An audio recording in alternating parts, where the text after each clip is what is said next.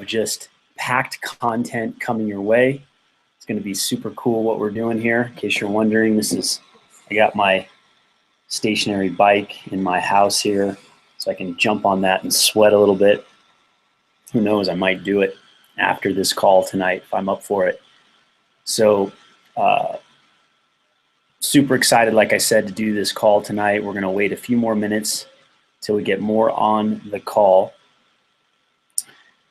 Hopefully everyone's doing well and playing tennis, and if not playing tennis, working on their games by training off the court and focusing on things they want to improve, focusing on their strengths. Hopefully all that's happening. If it's not, hey, you'll come around and you'll start playing when you have time, or maybe the weather gets a little bit better, or wherever you live in the world. So got a lot of cool stuff to share tonight. It's going to be great. Can't wait to get going. Actually, I'm still in my tennis gear today. I was coaching a little bit today, working with a top player, and that's been a lot of fun helping her get to the next level, and really it's made my coaching better. It's really inspired me and helped me. So it's great to be a coach, because oftentimes you can be the teacher. You can be the student as much as the student is. You can learn just as much, if not more, by being an open-minded coach, and that's what I've tried to do. So, you know what? Let's go ahead and get started tonight. We are going to just do a quick review of month 5, and then we're going to dive into month 6, because we have so much content to share tonight.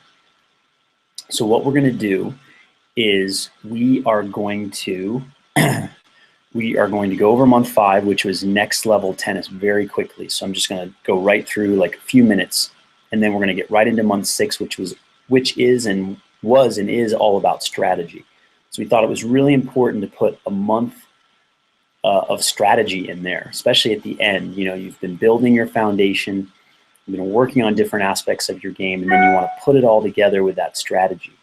So, but first, we want to talk about month 5. That was next level tennis. And what I chose to do with month 5 is I really wanted to give people an inside view of some of the advanced concepts that not many people know about. So we went months 1 through 4 with more foundational stuff, technique, footwork, ground stroke, serve and return consistency, you know, the basics, but also learning my techniques and footwork that aren't basic necessarily, very cutting edge. Month 5 was about next level tennis, and we talked about that last month. So we talked about, you know, just the serve and the return footwork, recovery footwork.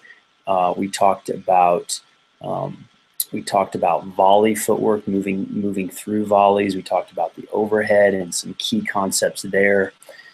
We talked about hitting backhands on the run. There's a specialty shot. We talked about the buggy whip. We talked about the two different finishes on the slice backhand, the long one and the short one.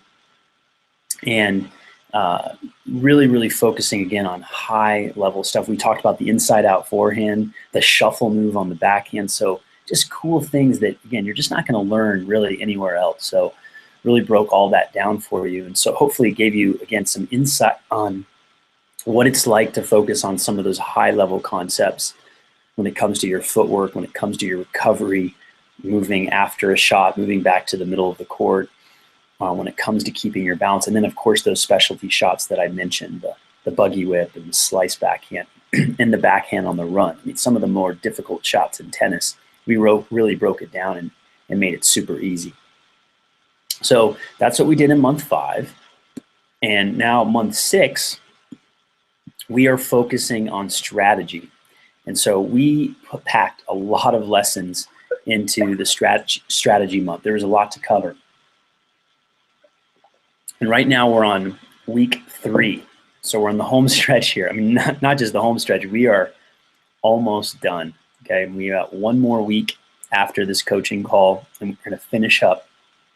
And by the way, if you have feedback or questions or comments about this program, I'd love to hear about it, because we definitely want to find ways to improve what we're doing, make things better. So please feel free to do that. So month 6 was about strategy, and I chose to go with week 1, how to beat the pusher. I mean, how many players out there struggle with the pusher? It seems to be a common theme in tennis, regardless of the level, whether you're a beginner, an intermediate, an advanced player, a college player, a pro. We struggle against the pushers. The pushers get the ball back. They make a lot of balls. They frustrate you. And it's funny, Paul Goldstein, who's one of my good friends, he's a head coach at Stanford, he says we should never even use the term pusher. He feels like, hey, if a guy can get the ball in play and beat you and find ways to win, you have no business calling him a pusher. He's just better at keeping the ball in play and smarter and more patient, and all those things wrapped together to frustrate you. So we are going to mention the word pusher, but I just want you to know that, you know, sometimes you get frustrated with that player that just gets the ball back and you say, oh, he's just pushing. Well, you know what? He's getting the ball in play one more time than you are. So what are some strategies that you can use to beat the pusher? Well, first of all, I feel like players get impatient. And you'll hear that from a lot of coaches, that you've got to be more patient. And the way to do that is start your points by playing through the middle of the court, okay? Don't go for big shots early in the point.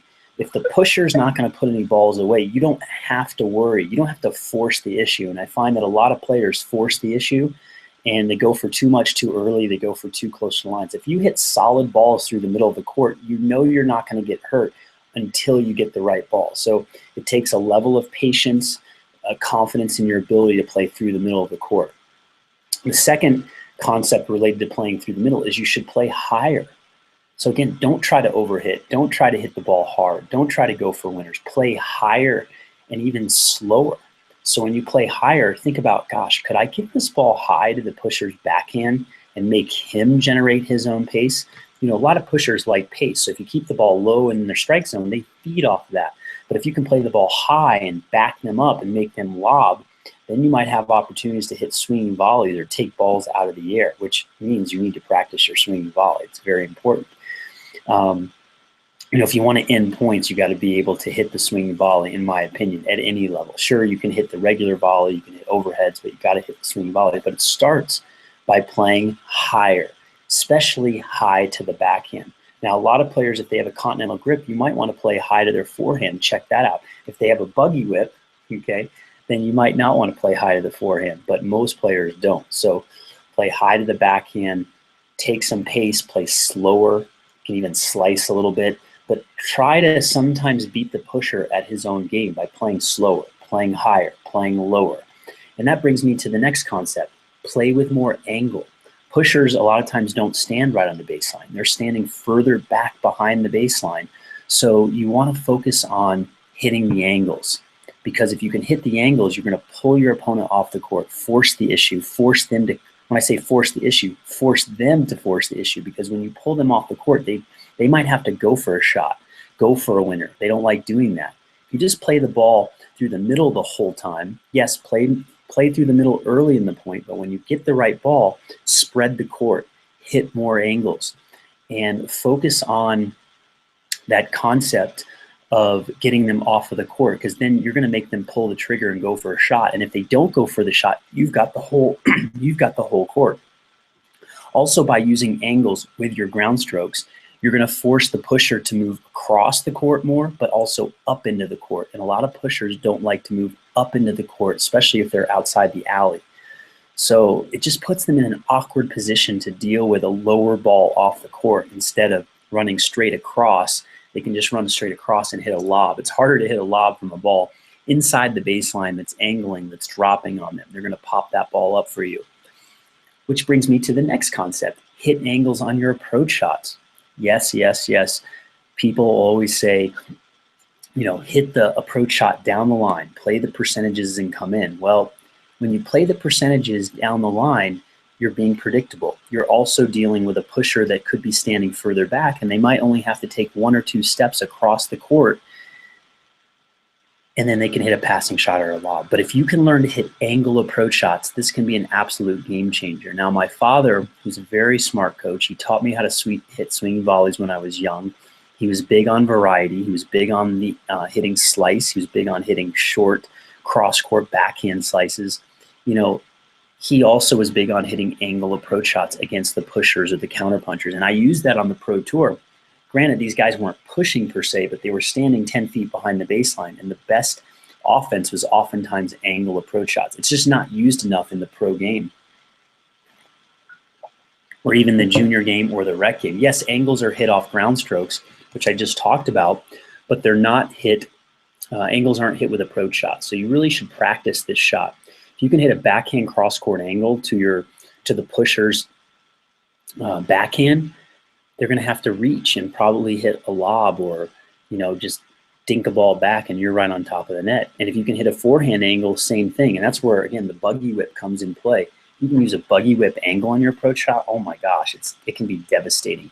Or even learning to turn the hand, which is a huge concept to create more angles sometimes.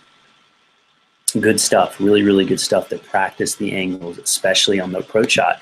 And if you're not used to doing it, you might have to get out, get a ball machine, get someone to feed you short balls and just hit the angle. Have that ball cross over the single sideline before it crosses the baseline. That's a big cue for you. Aim just past the service line and create angle. And pick the right ball to do it on. Okay, so we've talked about playing through the middle. We've talked about playing higher. We've talked about playing slower. That's your base to start with before you make needless unforced errors. Then when we advance it more, we're going to hit more angles with the ground strokes. We're going to hit more angles with the approach shots. That's a little bit more advanced, maybe a little bit more risk. We also have to master the put-away forehand. Okay, the put-away forehand is very important to master. Now, that's on the return and on the ground stroke. I mean, think about pushers that just get the ball back, the ball's sitting in the middle of the court, and they're daring you to hit a big shot. And a lot of you out there are flubbing that shot. So you've got to make sure you understand the proper footwork, the proper swing path, and also the proper target. And so when the ball's sitting up in the middle of the court, most of the time you want to load off your outside leg and land on your front leg. A lot of rec players will get on the front foot, kind of hop into it, and the ball is just too high. So you want to take this ball at the shoulder. You don't want to take the sitter and let it drop in your strike zone. Get it at the shoulder, load the outside leg, jump in the air, and crush that ball, okay? Now, a lot of you are swinging on the high ball like this, and you're finishing over your shoulder. That's a mistake. You only really want to do that when the ball's in the strike zone, and you need to create depth and maybe even height. But when the ball's up around the shoulder, and you're inside the baseline, and you can create racket head speed, that's a key. If you're just kind of conservative and you just kind of push your forehand, it's not going to work. But if you can create some racket head speed, you start with the hand here, boom, and you go across and you finish at the shoulder, or even sometimes I tell people to go down to the pocket. That creates more racket head acceleration. It creates a straighter line on that forehand to put that ball away.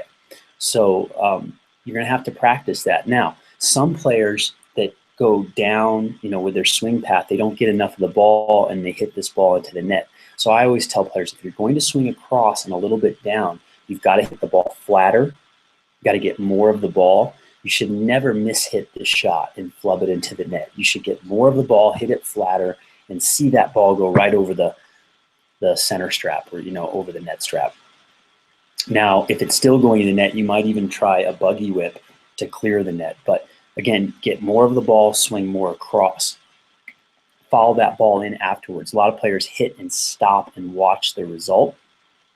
You're going to make sure that you hit and then you keep moving forward. When it comes to aim just past the service line. Don't aim for the baseline. If you aim deep for the baseline, you could fly that ball long, then you miss it, you lose confidence, and then you think you don't have a good put-away forehand. No, you just have to aim shorter in the court and give yourself some room. I like aiming shorter in the court because then you can really swing at the ball, hit the ball super flat on that high ball around the shoulder, and you've got plenty of margin. Master the put-away return. Same thing. If the ball is if you're right-handed, it's a little bit off to the right side, you're going to load that outside leg, land on the front foot, swing the exact same way, aim through a big target through the middle of the court. So that's important, to aim through the middle of the court, big target. And then once you get that down and you're rushing the pusher, then you can hit more angle on this shot. And you can even use the buggy whip angle, left-handed or right-handed. You can use the buggy whip angle with your put-away forehand. But the key, again, time the legs, back foot to front foot, swing across like this, maybe a little bit down, hit those lasers through the middle first. And then if your opponent is back behind the baseline more, you could hit the angle, and you could even use a buggy whip. So those are some huge strategies to beat the pusher. I mean, if you can just start by playing through the middle and play higher, some angles, and then you maybe add the put away forehand or put away the return. I mean, now you've got 3, 4, 5 strategies that you can start to implement. Now, don't try to do all of these strategies at once. Make sure that you pick one at a time until you get that mastered, okay? So, hey, that's your beat the pusher week for strategy. How about we move on to some doubles? A lot of you out there love to play doubles, and you always ask me for doubles stuff. Well, we decided to devote an entire week to doubles, and I put several lessons in there. And if I take a look at this here, 1, 2, 3, 4, we had about, I think, 5 or 6 lessons in this week. And there's a lot of good content here. I mean, you could study this doubles week for the entire month, for the next 6 months. You know, just keep watching these videos over and over again. I mean, that's what's amazing about what we're doing here, is that you've got this content for life. You can always go back and watch and see, you know, what you need to work on. I mean, there's always going to be something for you to practice. I mean, heck, if I was in the inner circle as a player, I would continue to I would continue to go through the courses and the lessons and just keep reviewing. I mean, you'll never stop learning as long as you're in this. So that's what's exciting about it. So doubles, the first lesson that we talked about was poaching and the half volley. There's always a lot of questions about poaching, and you know, hopefully I can answer some of those questions not only in the lesson but here. But I'm going to review it, and there's some things with poaching. Number one, if you remember the lesson, I start a little further back at the beginning when my opponent is serving, and then when he starts to serve, then I start to creep forward. So I get my momentum going forward. I'm not just standing in place. So that forward momentum helps. Then right before the opponent is going to strike the ball, I start to shade towards the middle of the court. So I don't just turn and run, I just start to shade towards the middle. So it's probably more important for you to shade towards the middle than to just think about a complete full-out poach. Okay, and then you just have to let your partner know if you're going to definitely poach or if you're just kind of pinch the middle or shade the middle. That's what the best pros do. But some of you out there might not be great at covering the line, so you just have to be careful when you pinch the middle too much and then you get passed down the line. Get passed down the line 2, 3, 4 times before you stop pinching the middle or poaching. So you're going to shade over, and then right when your opponent hits the ball, that's when you want to make that strong move towards the middle, and you're moving at an angle. So when you move at an angle, you don't have to cover as much ground. You're really just trying to cover, you know, that middle part of the court. Now, what I like to do, this is how I operate, is I like to visualize where do I want the ball to go and how do I want to finish with my volleys before the point even starts. So if I know I'm going to poach, I've already kind of visualized the move, and I know that when I finish, I want to finish with a high racket, I want to hold my finish, and I want to aim to the service line. So that's very, very important to prepare ahead of time. Anytime where I don't prepare like that and I'm kind of reacting, then I don't really have a good picture of what I need to do. Now, this picture that I'm creating of the finish and the aim, it's a picture, it's not a thought. So I don't want you thinking about 15 different things before you poach. You've got to put it on autopilot. I know the pros are putting it on autopilot, but I do feel that having one goal, like, okay, I'm going to finish high on this volley when I poach, will allow you to clear the net, or looking at the spot where you want to hit it to. Now, you can always deviate. If you get a high ball, you don't have to hit it to the spot that you planned out if you have more time. But what do you do if you don't have time? When the ball's just being ripped, you want to know exactly where to go so that you don't panic. You want to know exactly how to finish with your racket. I like to hold that finish until the ball is well off my racket and has cleared the net. And then, of course, I'm going to bring my racket back right away to get ready for, you know, a reaction volley. But too often players just swing and then the racket goes down and the ball goes to the net and they're lunging at it. It creates frustration because you're not successful at it. So I like holding the finish. I like finishing high. I like clearing the net. And then you need to keep moving. Okay, so instead of lunging, you want to make a strong move and then just keep moving afterwards. So that should help, you know, those concepts should help you with your poaching. The big thing again is to make sure that you finish correctly with your hand and that you have the right aim. That's the most important. And then you can work more on your body position and your feet after. But try to get that hand to the right place. Try to finish, try to aim and hit the ball where you planned with your target. Now, half volleys, clearly a lot of us out there don't have great half volleys, but it's a hard shot to practice. It's a hard shot to master. So I'd be surprised if many of you had really good half volleys out there. But what you want to try to do again is you want to have a target just past the service line. So let's say you serve and volley, or you hit a return and come forward and get that half volley. You want to have a big target. So through the middle more, or just maybe it's cross court away from the net man. And then you want to hold the finish. Okay, so hold the finish with the strings facing in the direction of where you want the ball to go. You don't want to flip over too much. You don't want to cut under too much. This is a ball that's coming right up off the ground. You want to meet the ball with the strings and hold the strings in that position, holding the finish as you move through it. So you don't want to stop. You don't want to crouch down. You don't want to lunge. You want to be moving through the volley, moving through the half volley, okay? And then you want to be holding the finish as you move. So I'm so big on getting the hand and the aim right first, and then the feet and the body right second, which is very, very important. I've been learning that more and more with my coaching. I want to make sure people are just super clear so they're not panicking and they're not wondering what the heck's going on out there. Okay, so just hold that finish, get the strings to face in the direction of where you want to go. Don't be loose with the hand and the wrist. Keep it really, really disciplined with holding the finish, keeping that hand closer to the head. Okay, still got a lot more to cover. We're still in week 2, month 6, and we still have several more lessons, and we got to get to week 3 and just touch on week 4 real quick. Super speed session right now, right? Okay, what's next? And by the way, I just want to say again, I just appreciate you, all of you guys. Just the effort, the passion, just wanting to get better. It's just so cool to have so many of you that are into tennis and want to keep getting better. So thank you for that. And I'll be thanking you again at the end. So just was feeling gratitude right there. So the next lesson, we talked about crushing the floating ball.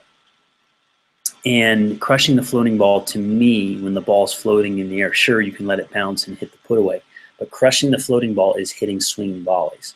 So this comes back to my pops, who showed me how to hit swinging volleys when I was 9 or 10 years old. When everyone was doing conventional volleys, he was showing me the swinging volley, and I love him for it. I mean, I love him, but I really swing volley. He taught me. So you guys can do it too. The swinging volley is just a ground stroke hit out of the air. Yes, you've got to practice it, but one simple cue is if you can learn the buggy whip and keep the hand out in front of the head, you will make more and more of these shots. Very, very cool. It's a system, really, just aiming the hand, the feet. No exception with the swinging volley. When you hit a big serve, a big return, and the ball is floating, don't let that ball bounce. Don't hit a regular volley. Come in and hit a swinging volley. And on the backhand side, use the buggy. On the forehand side, use the buggy. It will help you clear the net and get more rotation. Yes, you can go over the shoulder. Yes, you can turn the hand, but I just like that concept of clearing the net, using the buggy whip, getting the right amount of spin. In the backhand side, you can also hit your swinging volley as well, but most of the time you're going to look for forehands to hit swinging volleys. When you're coming forward, if the ball's dropping and it's in front of you, okay, you could get on your front foot and use a lift and land. If the ball's out to the side a little bit more, you could run through it or use what I call an outside hop. But if you need to load up the outside leg, you can switch your body and land on the other foot, okay? So just practice the swinging volleys on those floaters. I'm working with a student now. We're really trying to get this down because right now she has a tendency to hit big ground strokes or big returns, and then the ball floats back and she doesn't take it out of the air. So now that's just becoming the goal. It's got to become automatic. So she doesn't think about it. She sees it floats and she goes. She commits, and that's what I want you to do. When you hit a big return, a big serve, a big ground stroke, you go. Now, you don't necessarily go until they hit the ball. You got to see that the ball floats, then you go. Sometimes people hit it and then they start sprinting in. You only want to hit and approach when you have that short ball. But if you have a deep ball, a ground stroke, hit it delayed steal. See that the ball floats, then you go crash and take the ball out of the air. Okay, positioning after the serve and doubles. I see this a lot with rec players that hit serves, and then they just stop in no man's land. I even see it on the return side too. You want to hit the serve, and then you want to get to the net. Serve and volley. Don't serve and stay in no man's land.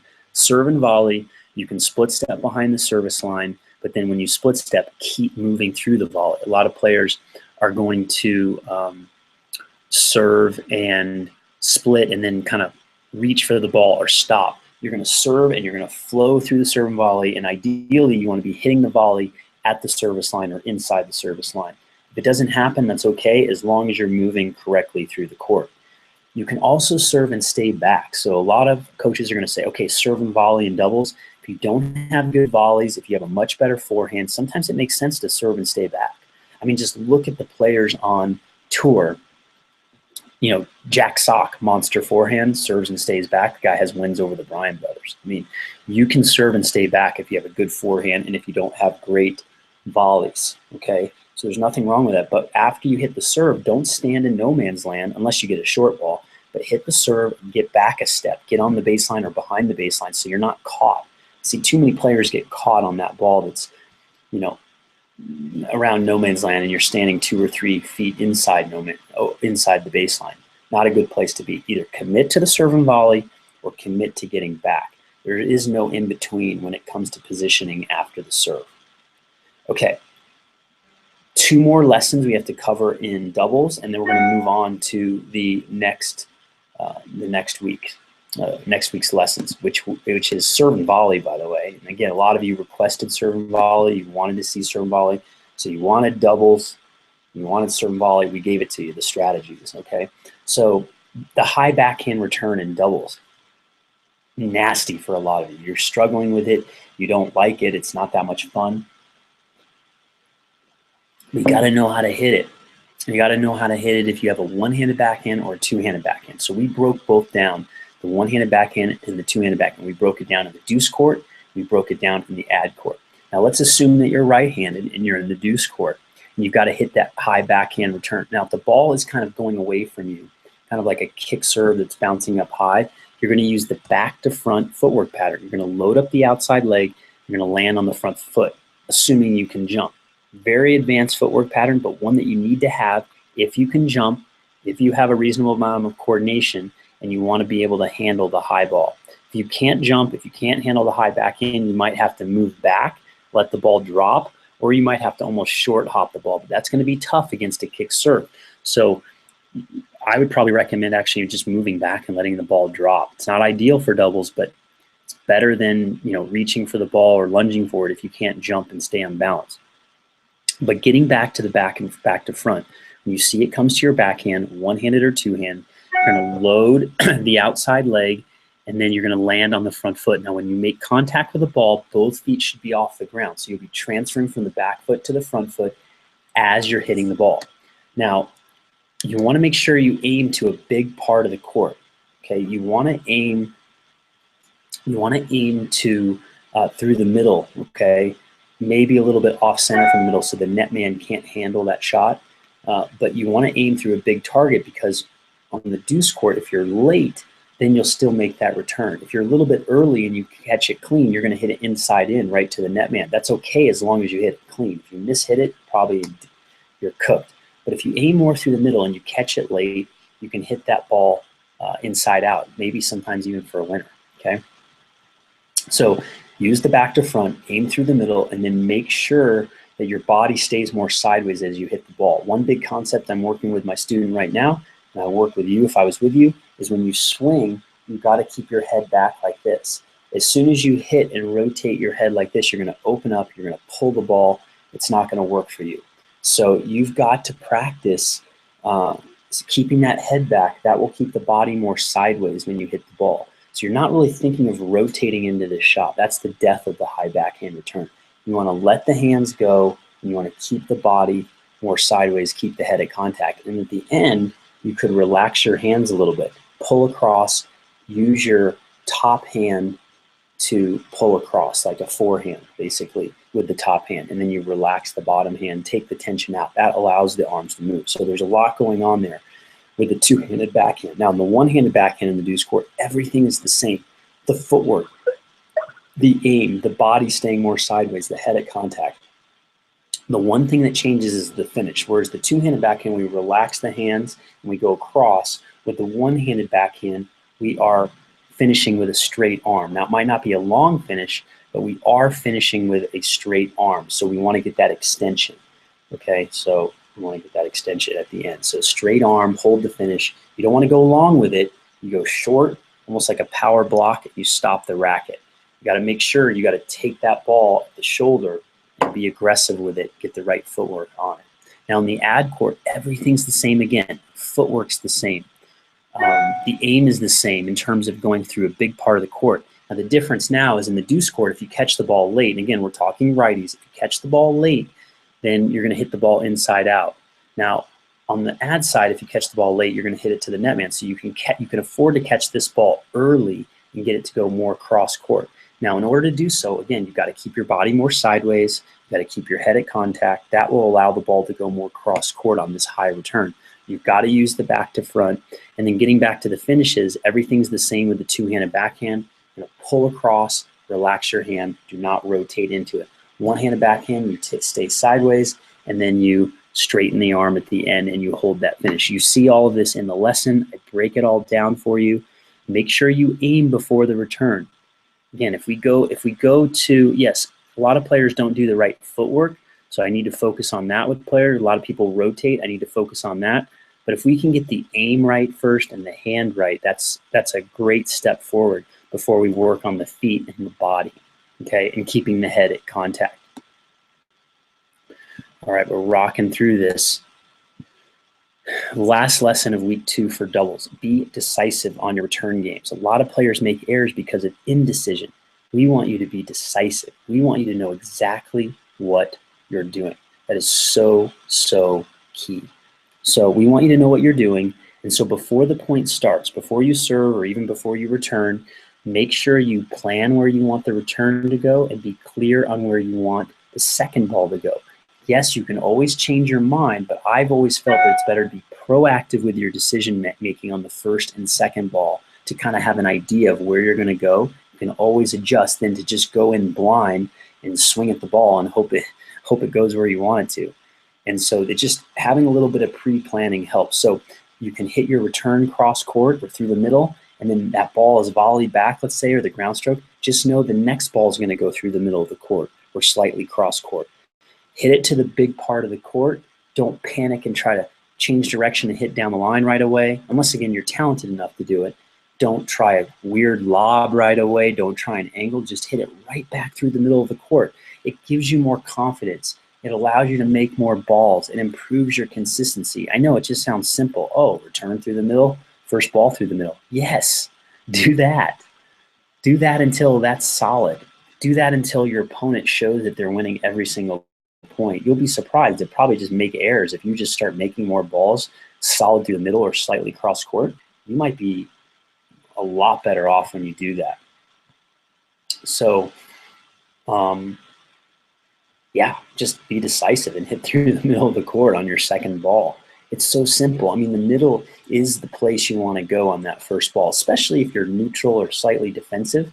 If you're offensive, okay, yeah, you could try an angle or hit down the line, but to be honest with you, even if you're offensive, just crush that ball through the middle of the court. No decisions need to be made. You already know what you need to do. So that's key. It's absolutely key to do that. Okay, serve and volley. And then week 4, which we haven't gotten to yet, but it's on the return, and I'm going to touch on it here just because I know this is our last call. And so let's touch on both. Let's do a quick review of the entire course. I'll just list it out real quick, and then we'll wrap things up. Okay, sound good? All right, great. So serve and volley. It's just some real basic concepts for strategy to help you out. First of all, serving a high percentage of first serves is important. Understanding how to move, understanding how to split step. But now when we get into strategy, it's very simple. serve wide, and volley to the open court. Simple. Maybe harder to execute, simple pattern.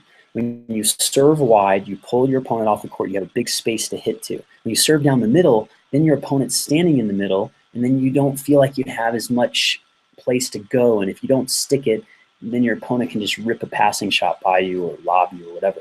But if you serve wide successfully, get them off the court, you don't even have to hit as good a volley. You don't have to be a great volleyer. So I love that play of serving wide, going to the open court. Now in the deuce court, if you're right-handed, you can hit the wide slice and force your opponent to reach and maybe block back a forehand return. Then you've got the open court volley. In the ad court, you can hit the kick serve, the wide serve, get him hitting a high backhand even, and then volley to the open court. And I just like the rinse and repeat pattern of serving to the open court, serving wide, and then volleying to the open court. Now, taking it to the next level, you can actually play the weakness. And this was something I noticed Greg Ruzetsky and Patrick Rafter did very well in my day. I played both players, so I experienced it firsthand. Everyone knew that I had a weaker backhand. So a lot of times they would serve me, and then the first volley would go to the backhand. They would make me pass there. Now, if you're right-handed, I was left-handed, but if you're right-handed, you'll notice a lot of players will volley into the right-hander's backhand court, assuming that they have a weaker backhand. So you're going to serve, let's take the deuce court, for example. If you're right-handed, you're going to serve out wide, and then if you volley to the open court, you're going to the weakness.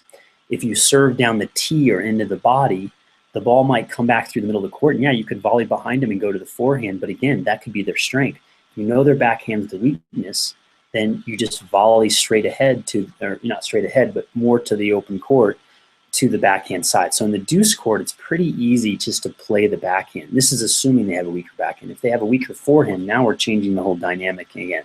But let's just keep it simple for now. Let's assume most people have a weaker backhand. Now in the ad court, if you serve wide, then you're probably going to still volley the open court to the forehand. You're probably not going to volley behind the opponent. But when you serve tee or body and the ball comes back to you, you can volley behind him and go to the backhand. And that's a play that I saw, again, a lot of top pros. Ruzetsky was a lefty and Rafter was a righty. And so when they both served down the tee in the ad court, their first volley often went to the backhand side, and then they just dare their opponent to come up with a pass. Very high percentage tennis with the serving volley. So we've got serve wide, volley to the open court. We've got serve to the weakness, where the only time you wouldn't is when you serve wide on one side and then you volley to the open court. But the other side, when you serve wide, you still can go to the weakness. And then you also can go with short volleys. So this was something that I picked up later in my career. I think it helped that my dad taught me how to hit angle volleys from a young age. So he helped me with swing volleys, and he helped me with these short angle volleys because he knew that if you hit the volley deep and you didn't stick it, you were susceptible to the pass and the lob. So we worked for hours and hours and hours on angle volleys. So I think when I got older and I was playing players that stood so far behind the baseline to return serve against my big serve, or if they were counter punchers or pushers, I could hit a kick serve, run to the net, and then hit a short winning volley. Now it takes feel, it takes touch, it takes practice. But if you can get out there and start hitting short volleys and keeping the ball low, that's a key. You don't want to hit a short volley and have the ball sit up. You know, you're better off hitting through the volley then. But if you can keep the ball low and have it die or stay low when it bounces, you're at a huge advantage, because if your opponent's standing really far back, they've got to run up, and a lot of times it's a clean winner when you can execute this. You know, this is, again, a very advanced play, high-level play. I don't recommend it for everyone, but I want you to know that you don't always have to serve and hit a deep volley. Okay, you can serve and hit a short first volley, especially if you know the feel and you understand how to do it. So I highly encourage you to practice that, especially if your opponent is standing back to return. Now, if they're standing on the baseline, it's probably better to volley deep, because if they're on the baseline, they have a better chance of getting that short volley. If they're 10 feet behind the baseline, they're not going to get it if you execute it. So if they're on the baseline, volley deep. If they're returning from a deeper position, you can volley short. Now, if they're on the baseline, they don't move very well, you could try the short volley. But just keep in mind, you're not really hitting this as a drop volley. You know, this ball should actually go through the court a little bit more. It still should die, but it's not hit like a true drop shot. Okay, the drop shot or the drop volley could just pop up. Now with the overhead, I wanted to point this out with the serve and volley. A lot of players make this mistake. They serve they hit a volley and then they get a lob and they miss their overhead. And I feel like it's because one reason is they're not clear on their target. So one year I went down to Atlanta and I was working with a coach named Jerry Baskin, and he did a drill. It was the overhead inside out drill. He basically said every overhead's going to go inside out. No one had ever taught me this. I'm 28 years old. No one had said go inside out with your overhead. So I thought that was a fabulous tip. It was a total gem of a tip that helped me. Very, very grateful for Jerry to show me that, because it made a lot of sense. It kept my body more sideways. It allowed me to pronate more, because if you go inside out, you have to pronate more. If you go cross court, you're going to slice around the ball. So overall, it gave me more confidence in my overhead. It helped me pronate more. Now, as a lefty, I was hitting that inside out into the forehand side, so not totally ideal. But as a righty, it's awesome, because even if they know where you're going, if you pronate, you aim. And when I say pronate, you're not thinking about pronating, but just by going inside out, your racket's naturally going to do that. The ball goes off at an angle off the court. It goes inside out. And even if they get a racket on it, you're hitting to the weakness a lot of times. You're hitting inside out. You're going to have better feel. You're going to stay more sideways. A lot of players hit overheads and they open up too early, and that's not what we want. So the overhead inside out, just practice it. Now, of course, if your opponent is camping out over there, okay, you got to go cross court or inside in. But I like 70 to 80% of the overheads to go inside out. So again, it takes the guesswork out. If you know you're going to serve and volley, and then you get a lob, and you don't have to think about where to aim, it just makes it so much easier, right? You don't have to think about, should I go cross court here? Should I go inside out? You just know 70, 80% of the time when the ball goes up, you just go inside out. Don't even think about it. So just getting clear on targets and strategy can make a tremendous difference.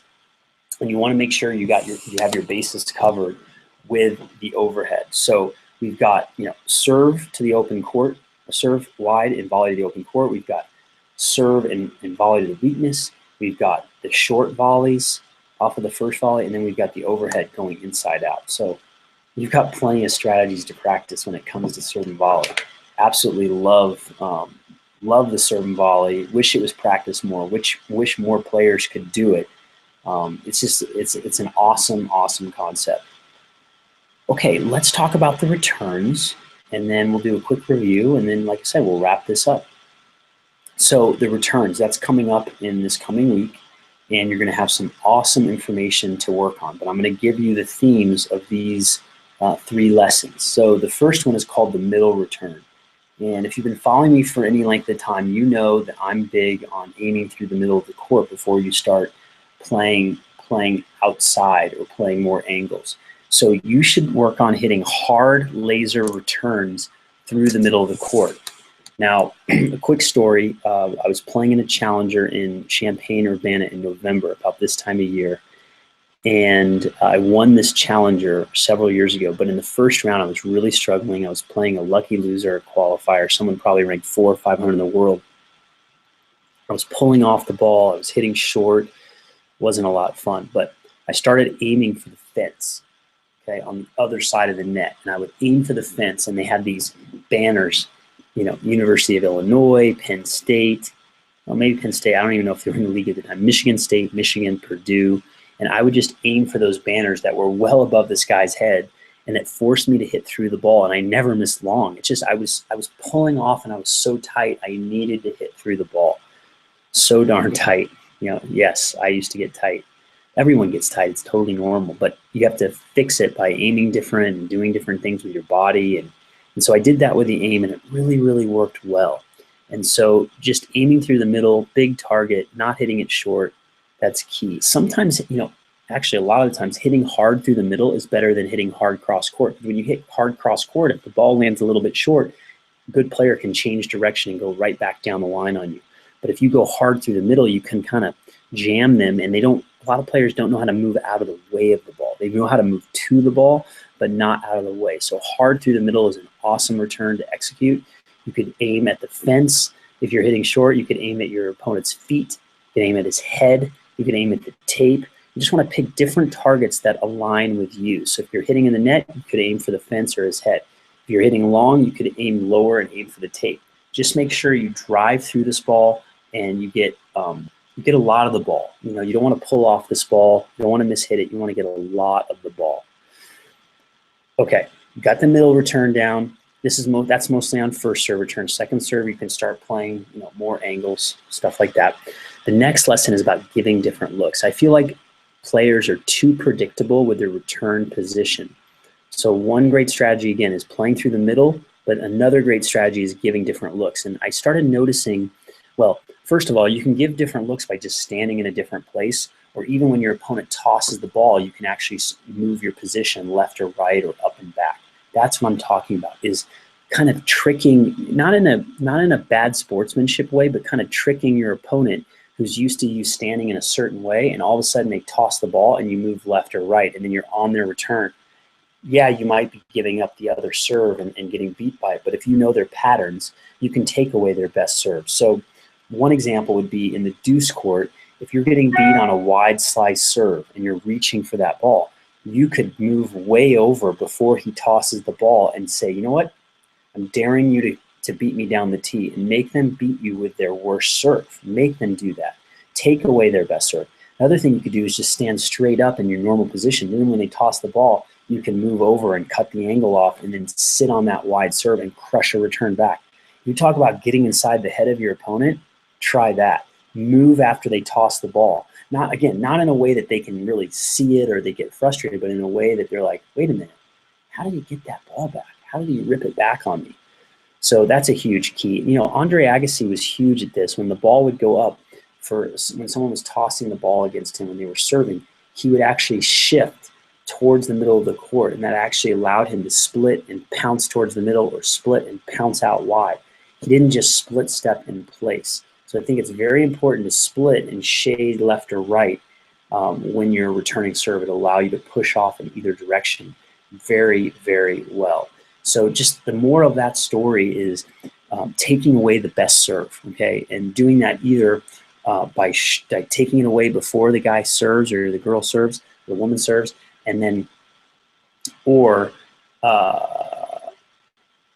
take it away when they toss the ball, take it away and move over that way, okay? So those are two awesome strategies to give someone a different look and get inside their head. Okay, the next lesson we talked about, I talk about the Djokovic backhand play. And Andy Murray does this well. I mean, a lot of two-handed backhands do it well, but we just called it Djokovic because he's the best player in the world at the time of this video or this coaching call. So the backhand cross-court return, especially off the second serve. So in the ad court, if you're right-handed, if you can take that high kick serve or backhand serve and hit a laser cross-court sharp, you're in business. A lot of players leave this return in the middle of the court, and then they have to run across the court on the next ball. But if you can hit it hard, you can hit a laser, you can control it with angle, man, oh man, oh man, you are in for a treat. You're going to open up points. You're going to be so offensive. You're going to go from the guy who's playing defense on the high backhand return to a guy or girl who can get angle on the second serve return with the backhand. So if you really study these great players, they can create angle and still hit the ball hard. So there's certain techniques that you want to practice. For example, just like the backhand return we talked about in the doubles lesson, you want to make sure you stay sideways as you hit the ball. I don't know if that probably shows up as a lefty. You want to make sure that you keep your head back. You want to swing across. You want to aim wide. And you don't want to mishit this return. So if you're pulling across the ball and you're mishitting it, you've got to get more of the ball. You've got to hit this ball flatter. Okay, it's so key. And then the footwork is probably going to be the back to front. Unless it's into your body, then you can get on the front foot and even hop a little bit. But if it's pulling you off the court, you're going to cut the angle, you're going to load the outside leg, you're going to land on the front foot. Okay, so those techniques still hold true when you want to use this Djokovic backhand return or this Murray backhand return where you just create incredible angle off the first ball. Now, I put that as the third lesson of the week because in the first lesson we talked about playing through the middle. So make sure you can rip your backhand through the middle of the court first before you try any crazy angles with this backhand return. And this is not a soft angle. This is a laser hit hard cross court. And then when your opponent comes out of their serve and you hit such a great angle, they've got to run off the court on the first ball. They're not controlling the point from the center of the court. So again, this is a very advanced technique or advanced concept, but I want you to see this is what the pros are doing. This is what you can strive to do. Wow, if I can get the ball out of the middle, once I know that I can hit down the middle consistently, then I can start playing with more angle, getting the ball out more to the sides, okay, or hitting those laser backhand returns, or even a laser forehand return cross court. If you're hitting that backhand through the middle of the court and you still aren't getting enough angle, check your head position, make sure the arm and hands are staying relaxed at the end, and make sure you're aiming and exaggerating. It's okay to miss some of these returns wide cross court if you're used to being late or hitting the ball through the middle of the court. Okay, so speed session, right? I had to go through all those lessons quickly. We've got a few more minutes left. I'm so excited again that I've been able to get through this program with you and show you what's possible. Show you the cutting edge strategies and lessons that are absolutely huge. So, again, if you have any questions, feel free to post them. You can post them in the Facebook group, and I'll make sure that I answer them. It's very important, if you have a question that I'm here to help. That's what I want to do. I'm here to serve, pun intended, and I'm here to help. So, like I said, we're wrapping up. I mean, this is it. This is the sixth coaching call. We've been working together for the last 6 months. It's been amazing. Again, I'm so grateful to have this opportunity. When I first launched this course, I didn't know, I didn't know what was going to happen. Like, I didn't know if you guys were going to like it or not, but so far the feedback's been great. And of course I do want, that feedback. I mean, I'd love to hear more from you about how we can improve things, how we can make things better. It's really fun for me to be able to help all of you. So like I said, make sure, feel free to post those questions. I'm happy to help.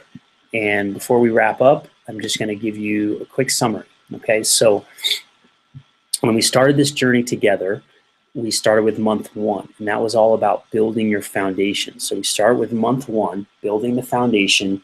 We showed warm-up drills, mini tennis drills, how to gain consistency with your ground strokes, focusing on the right targets, focusing on core positioning, focusing on your feet and your hands. Okay, that was month 1. Now, month 2 was serve and return consistency. I felt it was important to come out of the gate and show you warm-up drills and foundational drills for your ground strokes. And then month 2, I thought it was key to really dive into the serve and the return, because serve and return consistency is oftentimes the name of the game. If you're giving away points with double faults, if you're making needless return errors because you're focusing on the wrong things, it can dramatically impact your game in a negative way. So we wanted to get those first 2 months covered with that foundation. And then once we got the warm-up drills and the foundation with the groundies and then the serve and return, then month 3 was all about footwork. So I showed you the simple concepts, well, not always simple, but I mean, they're simple, they're not always easy to do, but the split step, stepping in and squaring up, moving through some balls, hitting open stance, the different variations. So important to have that general concept of the footwork foundation. And I love teaching footwork. I think it's one of my fortes. It's the thing that one of the many things I'm passionate about when it comes to tennis coaching. So we got that covered. So we're halfway through the program and we got our foundation. We got the serve and return. We've got the footwork foundation. And then month 4, we dive back into more technique. So we weave some technique in with the first 2 months. Then we went with footwork.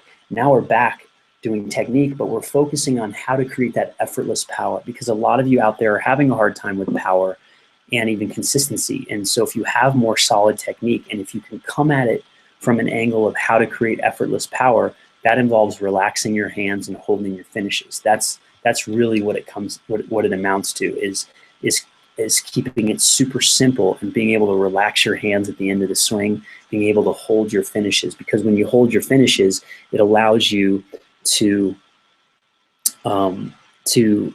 understand your stroke better. When you relax your hands, it allows you to swing the racket with less tension. So then month 5, we got into advanced stuff. So the first 4 months were clearly core material. Month 5 was almost like a teaser or like bonus information, next level tennis. Next level tennis, awesome stuff. All right, so in the next level tennis, as I mentioned at the beginning of this call, we talked about specialty shots like the buggy whip, slice backhand, the 2 different finishes, the backhand on the run. We went over recovery footwork for the ground strokes, especially on the backhand side, recovery footwork, the right type of recovery footwork for the return, and also the serve and the volleys and the overhead. So we really went through a lot of footwork stuff in month 5, but kind of the advanced footwork stuff. Month 3 was about footwork, but month 5 was about more advanced stuff. And then, of course, we weaved in some of the specialty shots. And then finally, we finished with strategy in month 6. So there was some real tangible, specific themes that you could work with each month. And I really felt like this program, the themes built on each other. You could really focus on one thing per month and the next concept for another month, and really hone in with, your targets, your aim, your hands, your finish, your balance. And if I were to summarize my coaching, very quickly, is that it is systematic, and hopefully you pick that up through the themes. And when I talk about systematic, is that with every shot you hit, with every pattern that you try to run, you always want to have the right targets. You always want to understand how your hand is feeling. Where's the tension in your hand? Are you relaxed? Okay, where does the hand finish, or the racket? The racket and the hand are together. The racket's an extension of the hand. Where do you finish? Okay, where do you start the racket? It's all around the hand. I don't talk a lot about shoulders and hips and bending the knees and elbows. It's the hand. So understanding the tension of the hand or the relaxation of the hand, understanding the finish.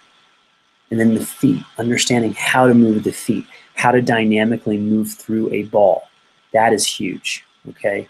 That is absolutely critical to be able to do that. And the feet are related to balance. So again, if we summarize it, it's your aim or your targets. It's what you do with your hand, second. And then third is what you do with your feet, your body, and your balance. And that's it. That's my system. And then, of course, you layer that with the strategies, the cutting-edge strategies that I can share with you, playing through the middle, playing the margins, hitting the angles at the right time, taking balls out of the air, playing smart tennis. That is what it's all about. So, again, thank you so much. Our hour is up for this month's coaching call. Thank you so much for being a part of it. I really, really enjoyed the last 6 months helping you and breaking it all down for you and helping you go to the next level. It's been my treat.